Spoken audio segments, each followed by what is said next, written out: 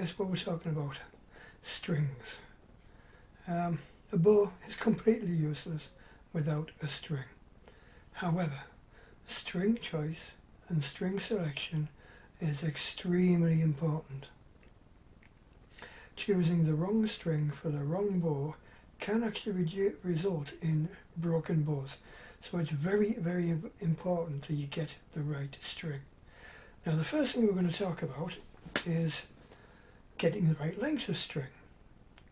Now generally speaking, the easiest way to do it, if you buy a new bow, chances are it will come with the correct length of string. Now if you're in a, and you may have markings on the bow, such as an AMO marking, telling you what length of string you need and things like that. So if the markings are on the bow or the information is in your paperwork, stick with that. That's the first thing. Second thing is how to measure a bow. Like say for instance you buy a bow, or you buy a bow, or somebody gives you a bow that hasn't got a string. How do you measure? How do you know what length of string you need? Well, the first thing, it depends on the type of bow it is.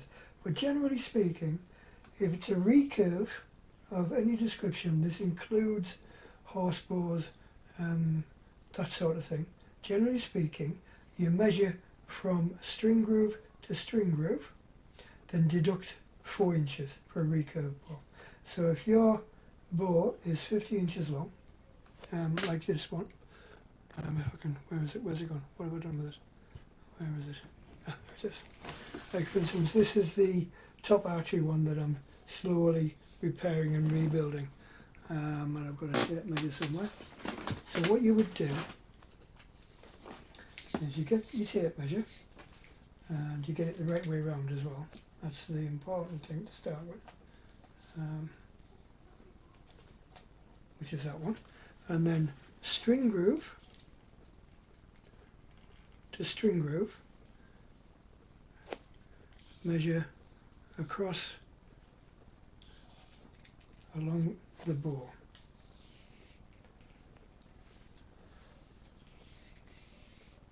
Until you get to the other string groove. Get off. Why does this always take longer than I expect it to? There's the string groove, so we'll go to there, and that's 50 inches. So that means the AMO for that, which I believe is Archery Manufacturers Organisation. I could be wrong, but I think that's what it means. But basically that's a standardised way of measuring it. So if you've just measured the bow and you've got a 50-inch measurement, because this is a recurve, I would get a 46-inch string because I'm deducting 4 inches from the overall length. If it was an Olympic style recurve, do exactly the same thing. Measure string groove to string groove and then deduct 4 inches. If it's a straight bow with no reflex, say for instance an English longbow, you would measure string groove to string groove and then deduct 3 inches. Now that's quite important, because if you deduct 4 inches you'll end up with a string which is too short and could potentially damage your bow. Now the next important thing, now it doesn't really matter the style of the string, whether it's a double-ended loop, a continuous loop, a Flemish twist, whatever, like an English style longbow with a single loop. Doesn't really matter what style of string you use, as long as it's the right length primarily, and next most importantly, made of the right material. Now there are loads of different materials, depends on whether you're shooting traditional, modern, historic. There are loads of different types of string materials. Generally speaking though, if you're shooting historic, traditional, whatever, the most commonly used string today is made out of Dacron, usually Dacron B55. There are a few different grades of Dacron, and lots of different colours, but generally speaking, the most commonly used is B55.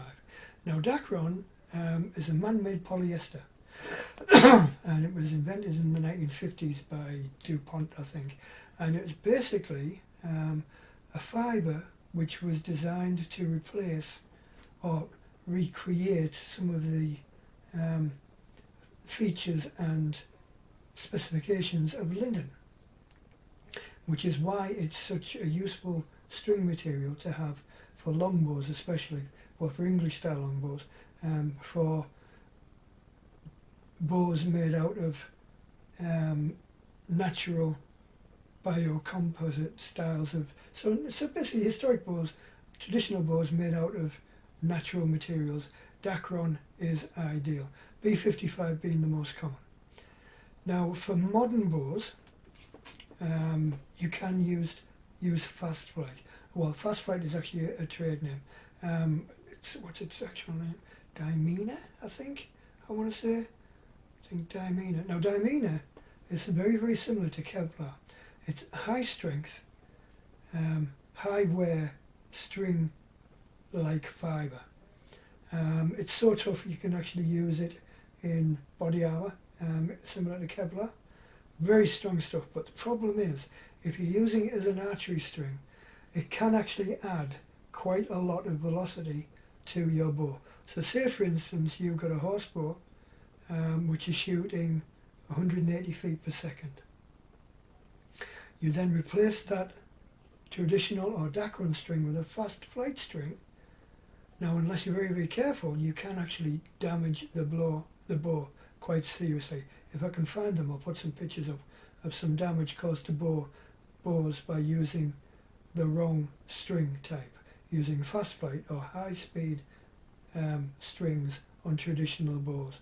Now unless your bow specifically states Fast Flight or high speed string compatible, please don't use Fast Flight, because you will damage them. Basically the most common fault is it rips the tips off the limbs, because what's happening is like traditional, like for instance linen strings for English longbows or replacement strings made out of Dacron, they stretch virtually the identical length. They'll stretch about, as you draw them, they stretch about 1 inch to 2 inches as you draw, and then when you release they return back.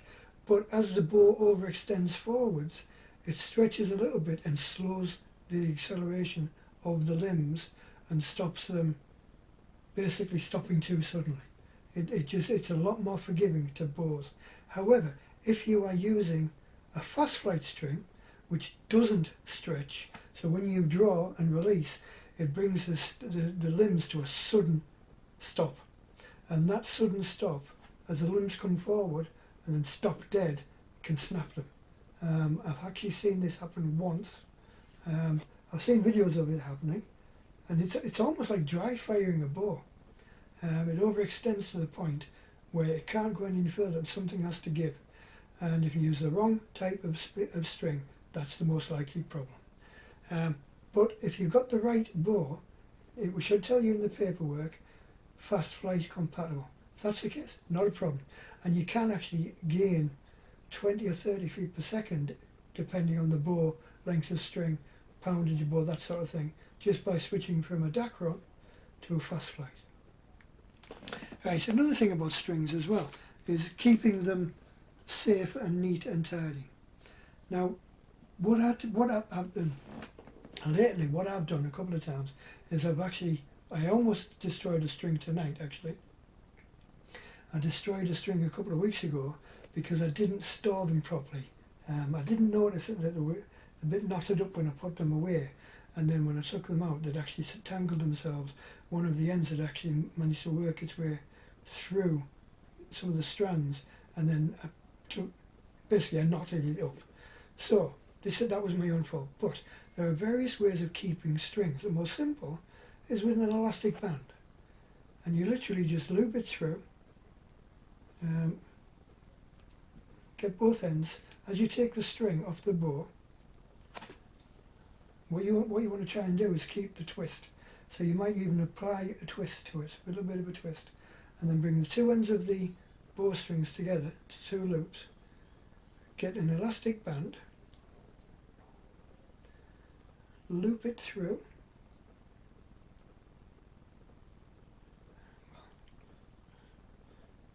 Suppose, well, the idea is to loop it through. Oh, I'm going to drop the elastic band in a minute. Right, so try and loop it through.